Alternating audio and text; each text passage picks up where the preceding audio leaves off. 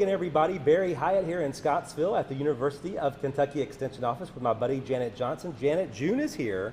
Warmer temperatures are here. Maybe the cold stuff is behind us, and I'm looking forward to summer. How about you? Oh, I am too, Barry. And it's just time to begin going out and do some berry picking. Yes, yes. Soon, very soon, we're going to see an abundance of berries in Kentucky and Tennessee from blueberries, who will probably introduce themselves first. But I was over at my dad's and his thornless blackberry things. Oh, there's going to be so many berries, I think, this time, Barry. So you can make plenty of pies for us, yeah, right? oh yeah. And of course, we've had strawberries for a while. Oh, sure. So they're here too, even though we've had a late season.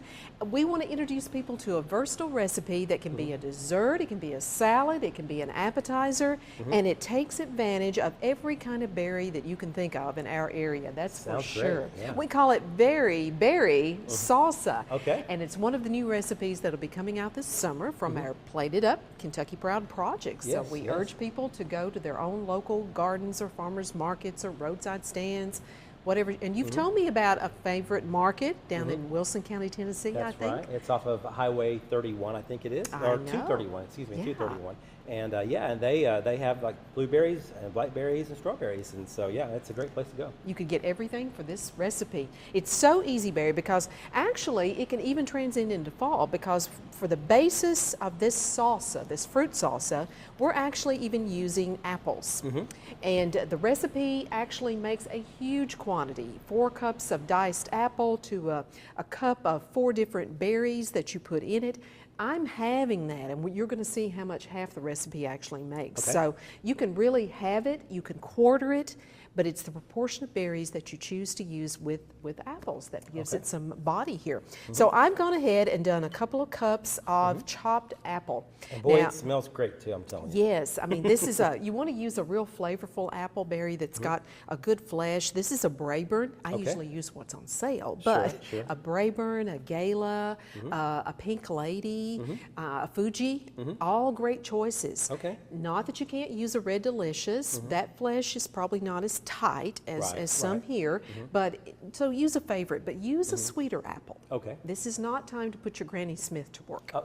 You know. You don't want it too tart. You don't want it too tart because Okay. your berries are going to take care of that. Gotcha. So we want a little apple flavor. So 2 cups of diced berries. It's a salsa, so we want to, it's not a salad. Okay. So we want to get it into bite-sized pieces that we can use with chips, and we'll show you a great chip in a moment Okay, too. great. Okay, so I'm going to have you, I've done some pre-prep, and what I've got here, I've got roughly a half a cup of raspberries that we've halved. And you know, raspberries, Barry, can actually be black or red.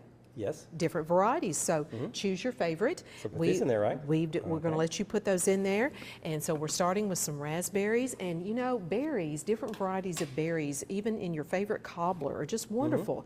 And mix them up and try different ones. Sure. Here's some blackberries. Blackberries, yeah. These are some of the thornless blackberries. Okay. But again, the wild blackberries are wonderful. Now they would be especially tart in this recipe, but they're okay. And you may not even have to have the wild ones because they're smaller. Okay. Usually.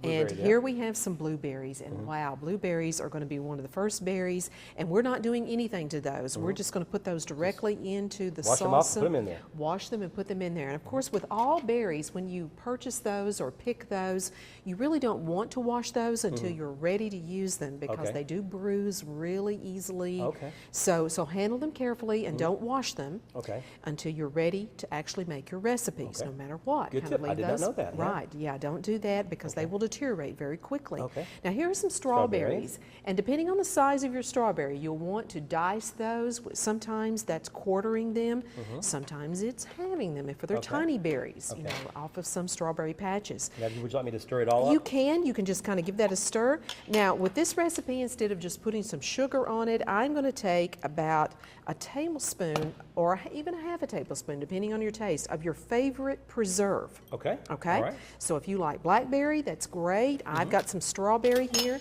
This, of course, is from our own Schmucker's company that we love here in Scottsville.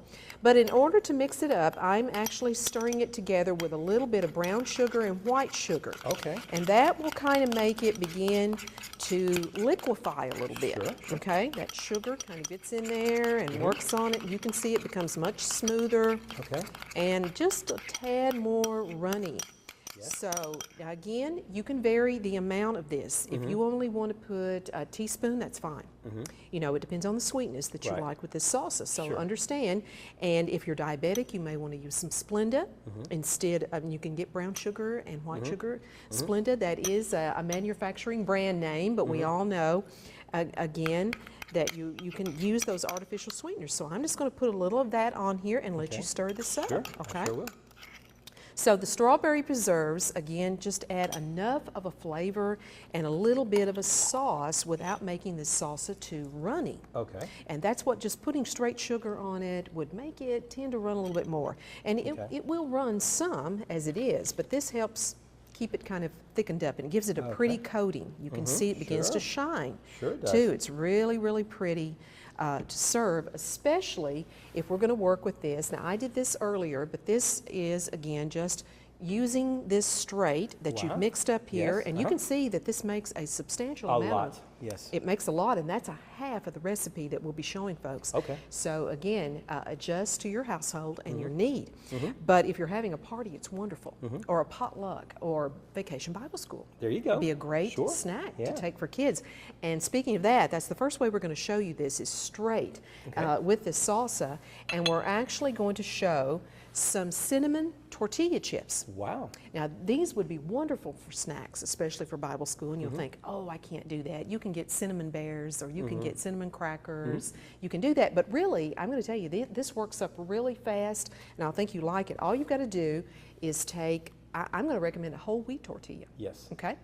You can use a white or whole wheat, but this adds some richness and some Yes. nutty flavor. Sure. So you just take that, and you just take one of your cooking sprays, Okay. probably not your olive oil for Okay, this, just okay. just one of the regular sprays, Okay. and just spray your tortilla on your cookie sheet, okay? Sure. Just a spray, Just lightly. and okay. then what we're going to do is we're going to sprinkle some cinnamon sugar all over. Now, you can actually purchase cinnamon sugar, but why, Barry, would you do that? You know, Right. just take your proportions and kind of mix your cinnamon sugar together until you get it right. I keep this made up for cinnamon toast, Okay, you know, yeah, and just yeah, sprinkle that's it pretty on good, yeah. there. But I'm just kind of rubbing this on here.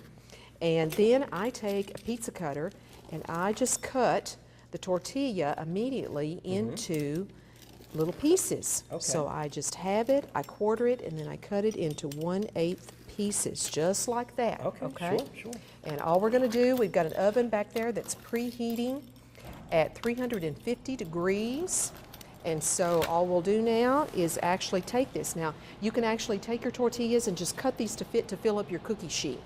And, you know, you can have 2 cookie sheets in there. It's ready to go. We'll put it in the oven, and it's ready. And when they come out, Barry, they look just like we showed before. They are very crispy. They are me low take in a fat. taste one Oh, real quick. yeah, please do. I love these. Very good. And these are great Very good. with the salsa. They're really, really good with the Let's do salsa. it this way. Yeah, you can take that and kind of do these and fix that. I'll get a little bit this way. Yeah. We'll get a little messy here today, maybe. Oh, yeah. Let me try that and see. I'm telling you, your kids will love these. Now we can't talk. Now we can't, but anyway, and that's just eating the salsa as it is with some cinnamon chips or some pita crackers or these really, really good whole wheat tortilla chips. And they're great and really Yeah, that's really good. great Bible school snack. It would be Oh great. my gosh, yeah. You can also take the same salsa berry and kind of treat it differently as a salsa for grilled meats. Oh wow. It is wonderful. Here's a grilled pork chop that I've done, and you can serve it right on top. I think people think about tropical fruits with grilled chicken or grilled pork, but hey, this is a great one too. It adds great Fantastic. flavor. Or one of my personal favorites, as we kind of boy. got a camera here, this is kind of your breakfast food, or I use this for dessert. A little Greek yogurt. This is a vanilla Greek yogurt, and I put a little bit in here. You can get the big one, and it's a great probiotic. That's a good, Yes. healthy food. Yes. But do a little fruit salsa on it, and you could even sprinkle a little granola cereal Sure, for sure. breakfast. Yeah.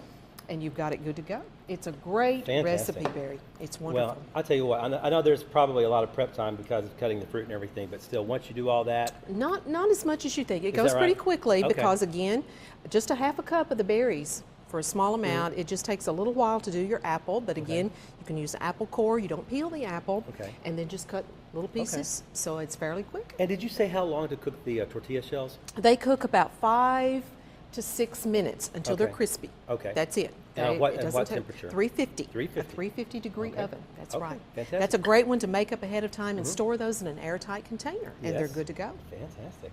Well, we're going to eat some more of this, guys, and I wish you guys were here to help eat it, but Yes. they're not, are they? They're not, so we're going to love our fruit salsa. We here. are. Well, Janet, thanks so much again, Sure. and great to see you as always. And thank you all for watching. And if you would like these recipes, you can email me at North Central. My email address is barry.hyatt@nctc.com, or you can go to our website. It'll be there as well at nctc.com. Thanks so much for joining us. We will see you guys again next month.